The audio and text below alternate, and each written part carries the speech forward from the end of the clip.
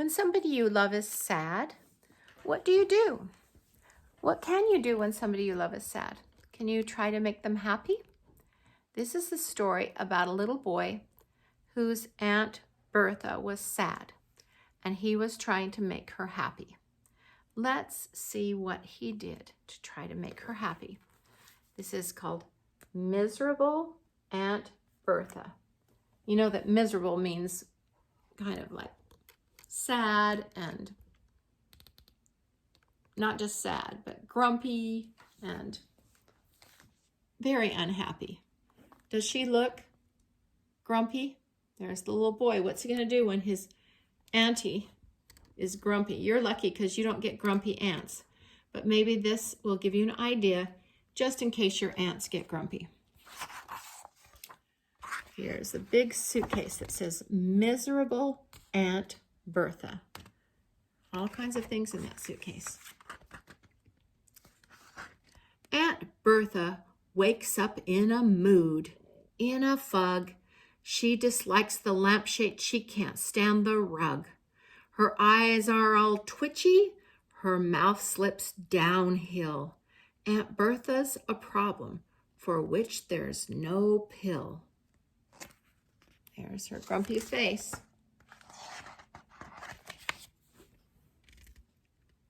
Bill is her nephew. He's been sent to stay. In truth, thinks Aunt Bertha, I'd like him away. She glooms at the cornflakes, goes right off her tea. Don't worry, dear Auntie, just leave it to me. With glasses in hand, Bill is off down the path. Now I wonder what would give the old trout a laugh. He peers at an earwig, considers a leaf. For some, Mother Nature's a balm to their grief. The flowers are blooming, the butterflies flutter. A bunch of these daisies will please the old nutter. He picks till he's sore, till the pollen is falling. Being good to my auntie may not be my calling. Back at the house, the daisies all droop. Aunt Bertha's expression would curdle leek soup. She frets and she niggles. Her chins start to quiver. Bill decides he should find something else to deliver. Oh, those flowers didn't make it back very well, did they? Down in the gardens, he hears a bird tweet. Could the song of a goldfinch turn sour to sweet? He thrusts with his net. He grazes his knee. Is it worth all the effort of climbing this tree? The bird in the cage gets extremely depressed. There isn't a songbird, it's more of a pest. Aunt Bertha is sullen. Bill feels brought down. He seeks other diversions to brighten that frown. So the bird didn't. Bill remembers that ladies are beguiled by new dresses, a frock for the strain and a hat for the stresses. Aunt Bertha looks frightful, distinctly unflattered. Bill's hope for this plan are totally shattered. Oh, she didn't like that dress, did she? An uproarious noise now is something I'm sure an old thing enjoys and might clamor for more. Bill crashes the cymbal, he smashes the drum. Aunt Bertha, in flight, falls smack on her tum. Oh, she didn't like all that music, noise, whatever it was. A dear little pet, a cuddly young puppy, could even make Auntie consider she's lucky. Bill chooses a sweet one. It licks at his face. They set off for home The dog thinks it's a race. So do you see the puppies licking his face? And then they're on their way home and the puppy is pulling to go fast. Do you think this will work? Sammy, the dog, spots Gretchen, the cat. The result of this meeting, you could say, is that Auntie is toppled. The room is in pieces. I wonder, thinks Bill, if aunts should have nieces. Oh, that's because he's a nephew and it's not working.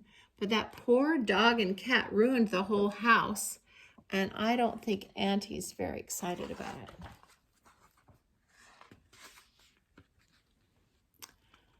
A look to the past, a museum visit. Might be a tonic. Did I hear, is it? In the big gallery, Auntie's new grouse is the fright she's given by the bones of a mouse. Some people don't like mice. A nice meal of some pasta and veal. Must surely, think Bill, have some kind of a pill. The meat is a cinder. The spaghetti runs wild. Is cheering this lady too much for a child? Oh. Feeding the ducks is a sound occupation that could just turn out to be Auntie's salvation. Bill shows her the pond. The ducks see the bread. Go back in the water. Get away from my head. Uh-oh. Does she have the bread and so they're attacking her? Sometimes ducks and geese will attack you if you don't throw the bread at them. They'll come get you for the bread.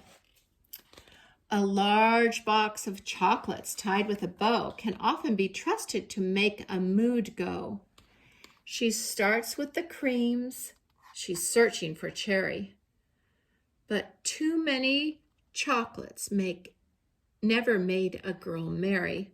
Uh-oh. She ate too many and what happened? Too much candy. Puzzled and worried, Bill sends for the doctor. The doctor who comes is old Dr. Proctor. He looks at her tongue. He finds her strong-hearted. Oh, she looks so sick, though. He's so pompous and boring. Bill's back where he started. Oh, the doctor didn't help at all. The secret of happiness might lie in books. Bill looks at the books and he looks and he looks. Is knowledge the answer? Is learning the key? At the end of his tether, Bill says, "Search me." Aunt Bertha comes in with a dreadful grimace. See that grimace? Anguish is scribbled all over her face. There's nothing on earth that fills me with joy. Her ludicrous speech gives a clue to the boy. He searches around for a dollop of nothing and carries it back with the idea of bluffing. His silly old aunt, unaccountably pleased, makes Bill feel quite glad, though horribly squeezed. The jar full of nothing stands high on the shelf. Aunt Bertha tells Bill, "It was really yourself who brought home to me that there's nothing you need more than love from another." On that they agreed. So it wasn't things that made Aunt Bertha happy. It was Bill loving her. And I know that's what will make your aunties and your Nonnie happy, is your loving and giving hugs and kisses and being kind and loving. That's what made Aunt Bertha so she wasn't miserable anymore.